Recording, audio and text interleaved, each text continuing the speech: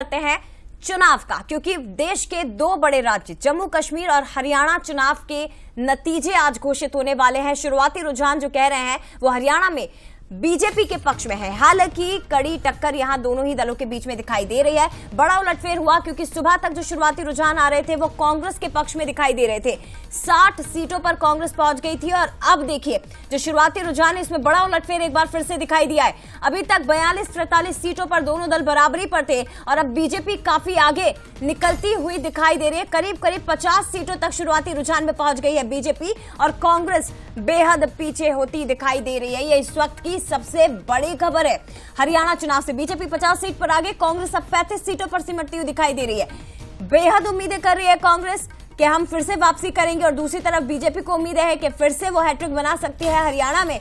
लेकिन किसके पक्ष में जाएंगे नतीजे करीब 1 से 1.5 घंटे बाद साफ हो जाएगा।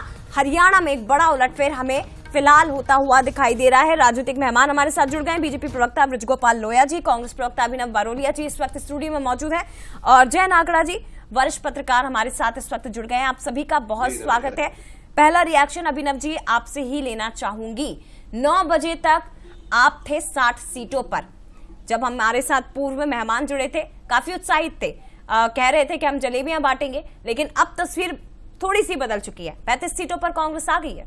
देखिए, जलेबी तो हम अभी भी बांटेंगे और जो रुझान है अभी 2 राउंड के, जो पहले राउंड में जब बता रहे थे 9 बजे तक हम 65 सीटों पे आगे थे, अभी कांटे की टक्कर है, कभी बीजेपी 50 सीटों पे पहुंच जाती है, हम 35 पे रहते हैं, तो ये चलता रहेगा। अभी 2 राउंड हुए हैं, 18 से 20 राउंड का अभी होना बाकी है गणना।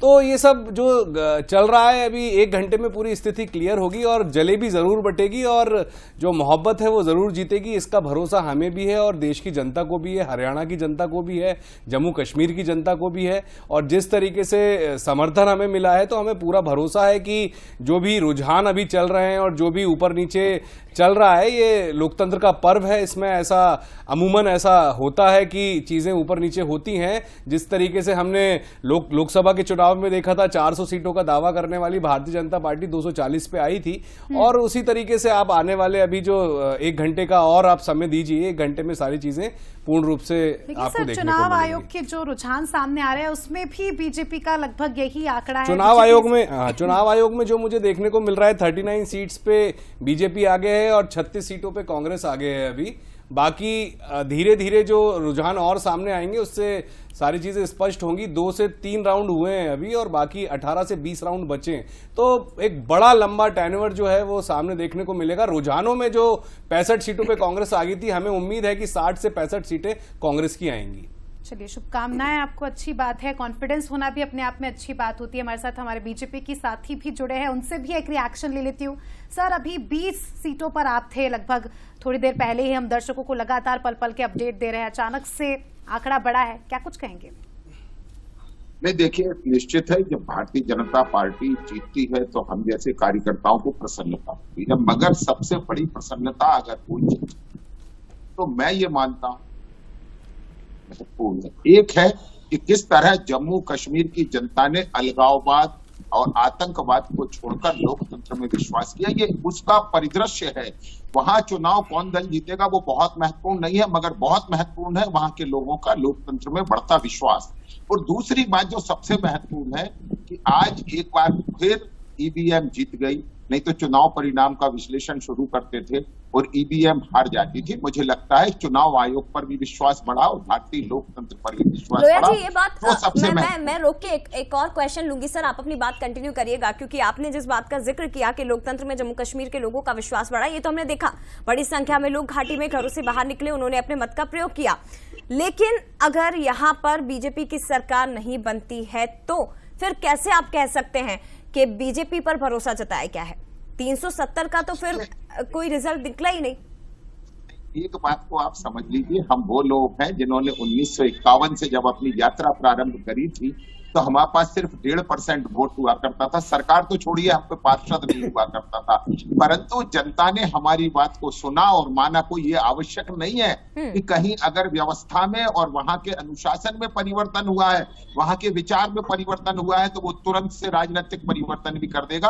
परंतु हम ये मानते हैं कि जम्मू कश्मीर में भी बहुत अच्छा हुआ है, वहां की जनता को बहुत बधाई। और हरियाणा में खास तौर से आप देखेंगे, आज तक कोई सरकार तीसरी बार नहीं गई है, और यदि भारतीय जनता पार्टी थोड़ी देर बाद वहां तीसरी बार सरकार बनाने की स्थिति में आती है, तो ये किसी आश्चर्य से कम नहीं है। और वो आश्चर्य क्यों? क्योंकि हम अपनी विचारधारा पर स्थिरता रखते हैं। जहां गए वहां की विचारधारा नहीं है। दर्शकों को अपडेट दे देते हैं। इस वक्त का सबसे बड़ा अपडेट, जुलाना से विनेश फोगाट पीछे चल रही है, 2000 वोटों से विनेश फोगाट पीछे। तो इस वक्त का सबसे बड़ा अपडेट है, धीरे धीरे करके देखिए रुझान सामने आ रहे हैं। विनेश फोगाट, कांग्रेस पार्टी से इन्हें टिकट दिया गया था और काफी उम्मीदें इनसे लगाई जा रही थी, लेकिन फिलहाल के जो रुझान सामने आ रहे हैं उसमें 2000 वोटों से पीछे चल रही है। अभिनव जी, आपका कमेंट चाहूंगी।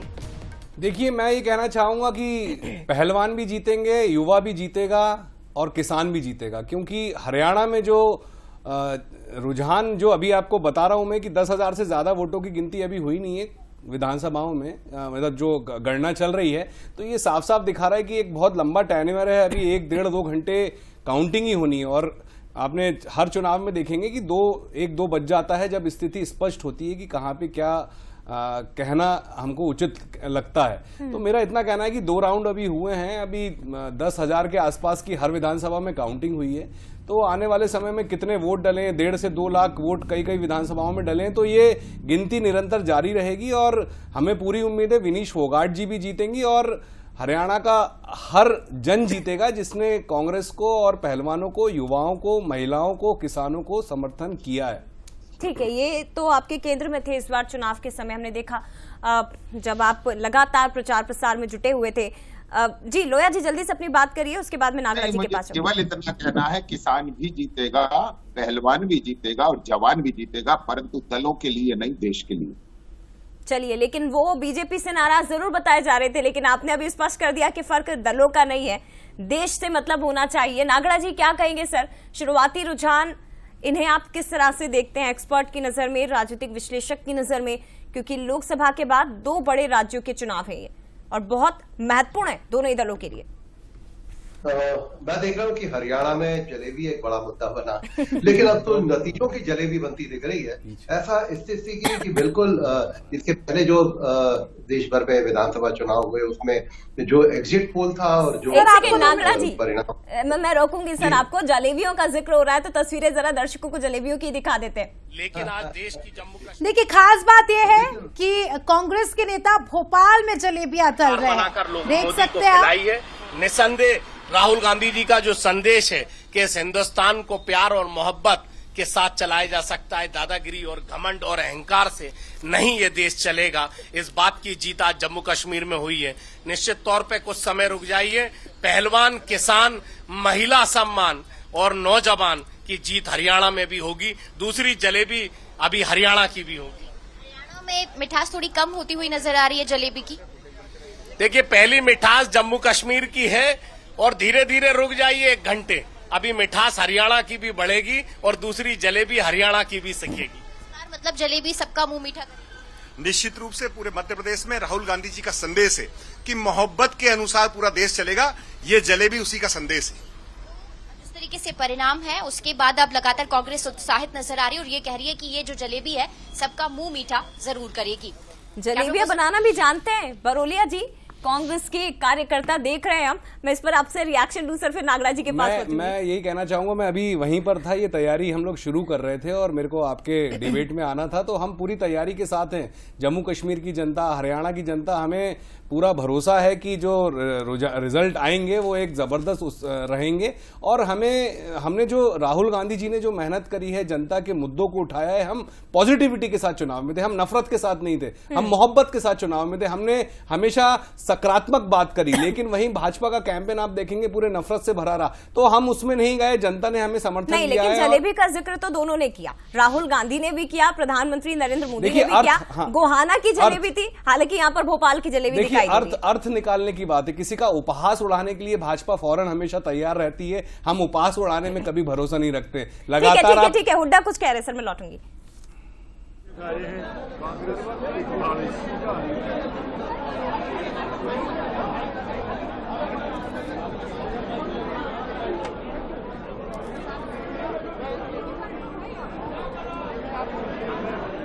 इंतजार कर रहे हैं फिलहाल हुड्डा की सारी माइक आईडीज लग जाएं, उसके बाद वो अपनी बातें यहाँ पर पूरी करें।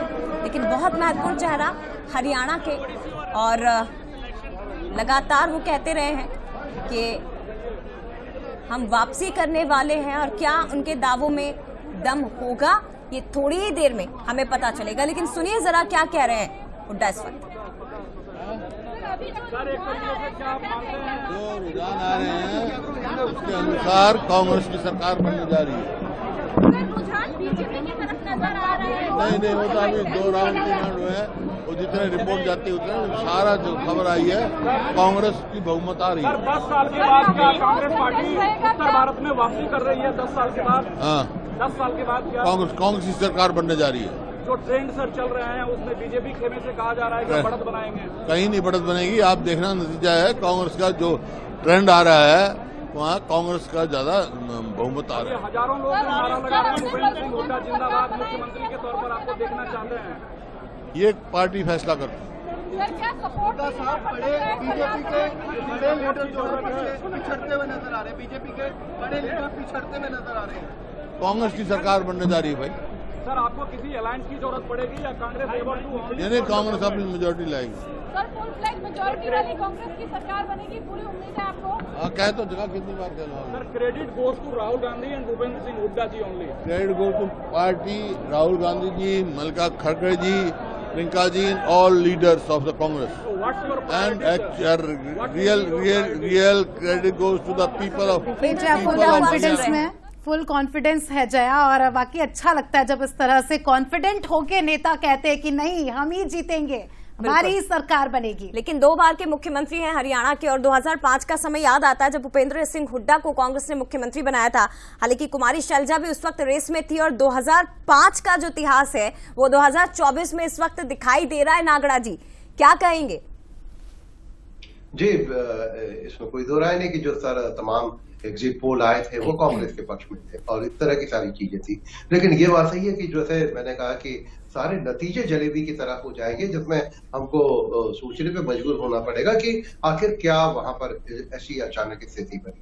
और जो शुरुआती दिख रहा था कि बिल्कुल बीजेपी नीचे आके 8 तक सिमट गई थी और कांग्रेस 70 के आसपास पहुंच गई थी, और अचानक से क्या बदलाव आया। हालांकि ये बात सच है कि कई बार परिणाम जो है जब तक आखिरी वोट की गिनती नहीं होती तब तक बहुत अनिश्चितता रहती है। हमने मध्य प्रदेश में भी विधानसभा चुनाव में कई बार देखा है कि जब 100 वोटों से कम के अंतर से कोई प्रत्याशी जीते हैं, और उस समय स्थिति ऐसी होती है कि 5-10 वोट भी बहुत महत्वपूर्ण होते हैं, 25-30 वोटों के अंतर से भी हार जीत होती है। तो ये तो अब स्पष्ट दिखा रहा है कि वहां पर चुनाव बहुत कड़ा था और बीजेपी की अपनी जमावट थी, और निश्चित रूप से वहां पर बीजेपी के पास एक जो उसका कैडर है वो वोटों को खींचने में, उनको मतदान केंद्रों तक पहुंचाने में बड़ा एक अपनी भूमिका निभाता है।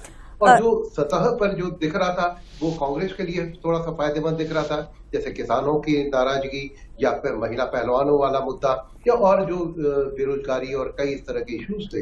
लेकिन ये बात अब माननी पड़ेगी, ठीक है कांग्रेस सत्ता में आती है नहीं आती है ये परिणाम बताएंगे, लेकिन ये बात सच है कि अब राहुल जी को जो पहले बहुत हल्के से लिया जाता था अब वो स्थिति बदली है। तो अब वो एक कड़ी चुनौती दे रहे हैं बीजेपी को। वहां सरकार बनती है नहीं बनती है ये एक अलग बात है, लेकिन विपक्ष अब कहीं ना कहीं मजबूत होता दिख रहा है। नागड़ा जी, हरियाणा के चुनावी ट्रेंड को आप किस तरह से देखते हैं सर राजनीतिक दृष्टिकोण से?